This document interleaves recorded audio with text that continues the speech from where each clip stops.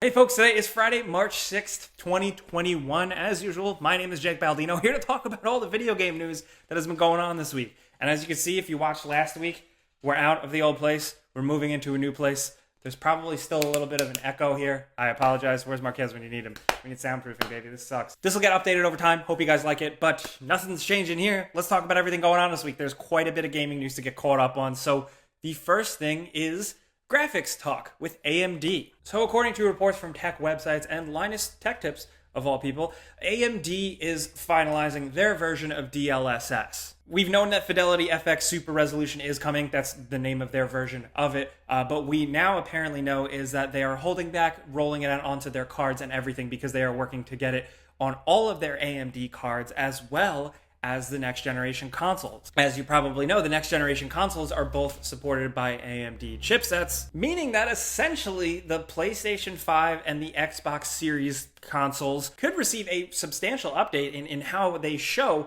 stuff on your screen. Essentially, if this technology is integrated into the next consoles, they could get a bit of a boost and last longer because they can essentially do more. So why are people excited about this? Actually, DLSS is pretty simple when you break it down. It stands for Deep Learning Super Sampling, and it's essentially a real-time image upscaling process that uses artificial intelligence, and it's done a really good job with NVIDIA cards so far. It does all this stuff. It makes stuff prettier, sharper, higher resolution seemingly, without impacting power, so that's why a lot of PC gamers have been into it, so this could be quite a boon for the consoles. I think the big question, of course, is how and when is this going to go down? I'm not like super duper smart with the inner workings of AMD and NVIDIA, but AI rendering is cool. Xbox has already done a lot of experimentation with stuff like this in the past, but to have it supported on the GPU side for the consoles could be really exciting. Again, though, I'm kind of like a dumb idiot. I'm just a layman explaining it best I can. If you want to read up more on it, we got a bunch of resources and links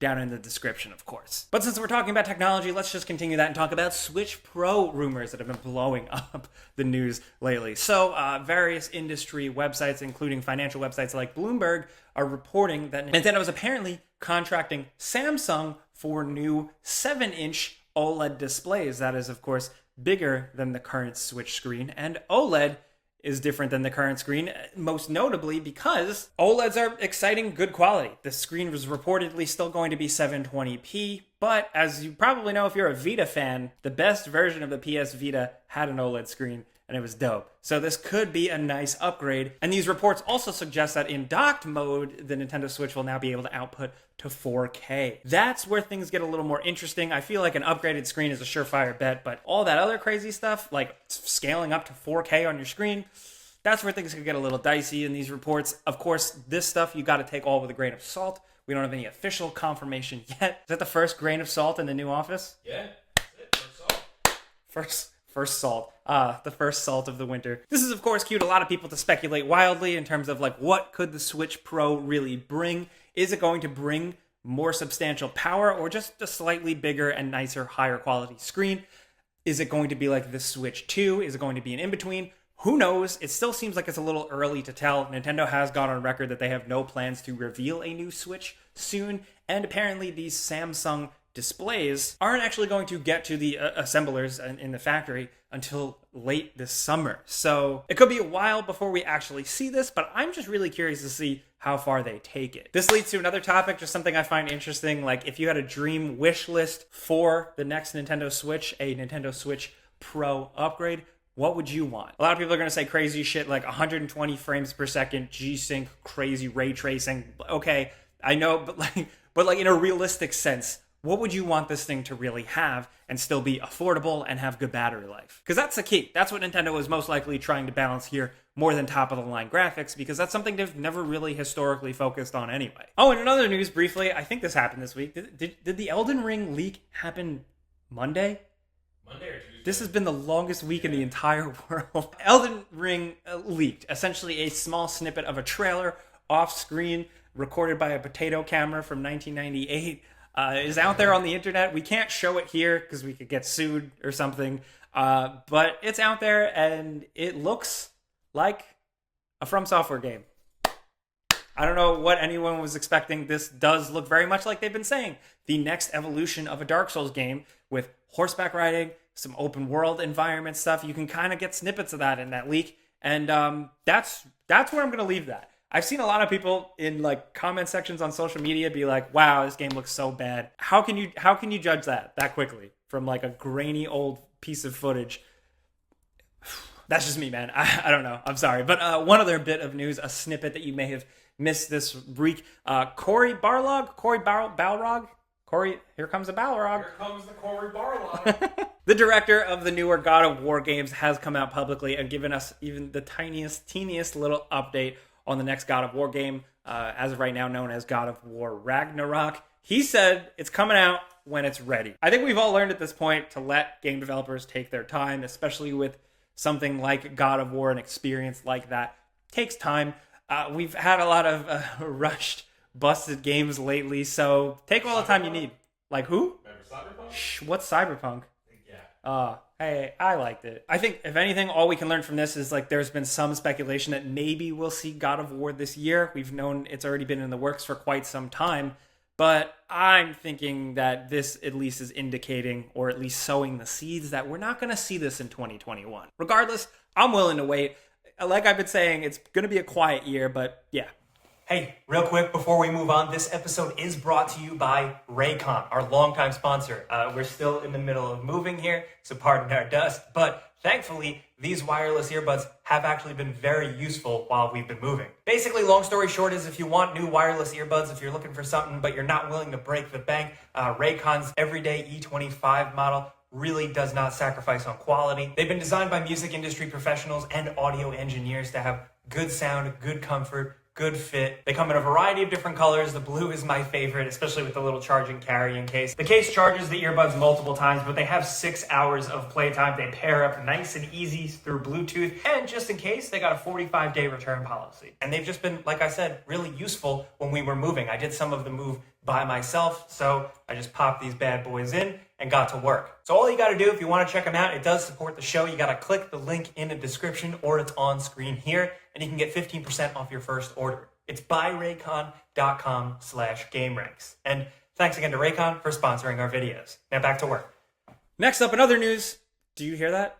It sounds like millions of console war warriors suddenly cried out and were silenced. I butchered that quote, but as of today, the SEC, or the Security Exchange Commission, has approved the whole deal between Microsoft and Bethesda's parent company, ZeniMax Media. So officially, now it is like official paperwork signed in the United States, at least. Xbox owns Bethesda. Bum, bum, bum. What's that going to lead to? I don't know, man. I'm just here along for the ride. It's a big, weird, crazy party. We'll continue to keep you guys updated on where that goes. I don't know if we're going to hear anything immediately after this. I know a lot of people have been saying that online, but there you have it. It's official, in writing. I'll link it in the description down below. Also, in other news on the PC side, Valve is winding down development and work on Artifact. That was their much ballyhooed card game. Ballyhooed, is that a word? What does that mean? Valve wanted to make Artifact a big deal, and it didn't really seem to catch on, so they're bailing out. The game's, of course, still going to be available. You're going to be able to play it. But that's really it. I guess it didn't stick like how they wanted. Maybe now they'll take all those resources and go make a new Portal or a new insert anything from Valve. I don't know. Still, rest in peace, man. Another one bites the dust. I also got some trailers I wanted to link you guys. Most notably, the first is a nice surprise this week. Aliens Fireteam. This is a third-person cooperative shooter that actually looks kind of all right. I mean, I'm a little like, you gotta be a little skeptical with the Aliens properties. Of course, we all learned from Aliens Colonial Marines. But on the flip side, Alien Isolation was great. So this surprisingly looks kind of like almost like it plays a little bit like Gears of War, which is interesting for a third-person shooter. It works for the Aliens vibe, more of just like the gunning down xenomorphs and being awesome. Apparently there are going to be some deeper elements to the game, and I'm just excited to see where this one goes. I didn't expect this one. It came out of left field. All we can do is hope for the best. Of course, how this game executes things and how it leans into, loot, microtransactions and stuff like that is going to be important. But if you want to just at least see raw how it plays, IGN has like the first snippet of gameplay. They have 25 minutes of gameplay, so I'll link that in the description if you want to check it out. Also, in other videos I linked in the description, a trailer for Doom 3 VR. That's actually a cool idea and an interesting way to give Doom 3 a new lease on life. Actually, when I think about it, I feel like it would play better as a VR game. It makes sense, no brainer. But speaking of this type of news and PSVR and stuff like that, a new patent is floating around out there, possibly showcasing a design or a prototype for the new updated PSVR controllers. I think we missed the news last week or the week before. Sony has announced that they are coming out officially with a new iteration of PSVR for PS5. Not a lot of info besides that, but they did say that they are updating the controller input methods, and if this is a look at where it's going, seems pretty cool, man. And in other news, kind of developments shifting around and the concept of overworking teams and working in a pandemic, working from home and stuff like that, it seems like they're going all in on Battlefield 6. So DICE, apparently, according to this report, needed some help on the new Battlefield 6 that is coming out this year, so Criterion is rolling in to support them. They've stepped off of the next Need for Speed game. The next Need for Speed game is going to be shelved until next year, while Criterion then supports DICE for this new Battlefield. According to the reports, it's coming along nicely, but it's just kind of extra manpower.